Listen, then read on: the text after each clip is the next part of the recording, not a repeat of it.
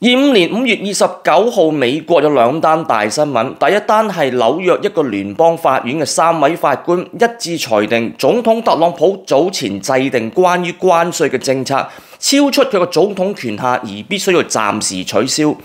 第二單就係總統特朗普繼要求哈佛大學唔能夠招收海外學生之後，今日佢嘅政府發言話，佢哋嘅政府將會 aggressively revoke student visas。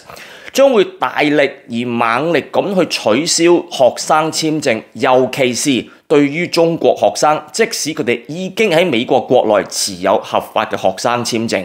第二單新聞就令到英國嘅移民躺着也中槍，有兩個原因。第一就係美國呢個法治國家，如果佢可以將已經有合法簽證嘅人士嘅簽證取消而驅逐你離境嘅話，英國會唔會跟風？暫時未知道。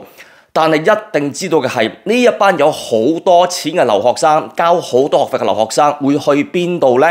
除咗加拿大，就一定係英國。英國嘅大學學府係繼美國之後最受歡迎嘅學府，水平亦都非常之高。你見有好多而家嗰班 BNO holder 講緊，俾我哋班仔女讀埋大學先至走。我哋嚟英國就想讀免費大學，就可見一斑。咁當呢班喺哈佛或者美國讀緊大學嘅金主離開美國之後，嚟到英國，當然非常之受英國政府歡迎。除咗佢哋有大量嘅金錢供應之外，佢哋嘅學生簽證畢業之後嘅 PSW Post Study Work， 即係讀完大學或者碩士之後會得到嘅2年工作簽證，將會減為6個月。即係話佢哋除咗大量貢獻金錢之外，亦都唔使擔心佢哋會能夠留低喺英國，得到永久居留甚至國籍。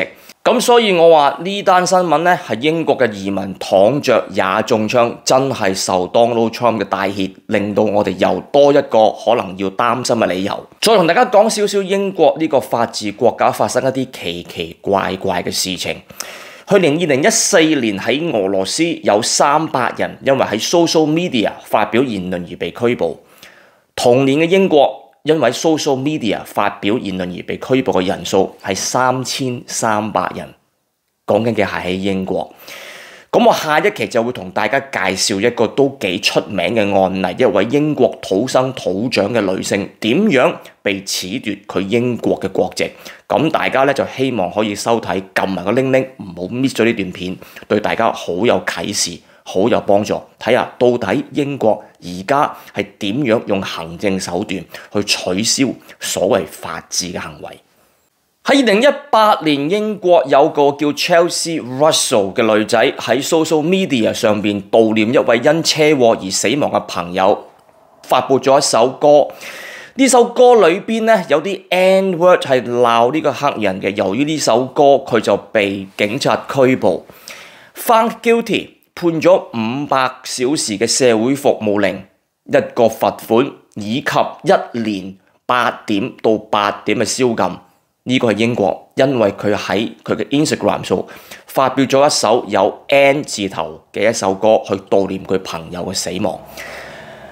好多人覺得英國點解會可以唔講法治，或者話做一啲奇奇怪怪嘅事情？但係其實喺好多年前嘅香港，你15年前嘅香港又估唔估到今時今日香港會變成咁樣呢？2015年嘅電影《10年》，當初其實有一小部分人都仲覺得可能係誇張，但係10年後嘅今日，香港喺10年呢部電影嘅相比較底下係好咗定係差咗呢？英國呢個法治國家，其實佢嘅法治已經開始崩壞，佢會唔會再真係同你呢班冇投票權嘅移民去講法律呢？當然香港嘅 BNO holder 有投票權，但係你哋又有幾多票呢？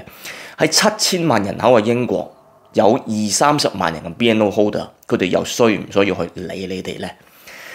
咁我下一期咧就會再同大家講呢個被褫奪英國國籍嘅人士嘅案例，其實都幾有名嘅。咁希望大家就撳埋個鈴鈴，咁就可以睇埋呢單新聞佢。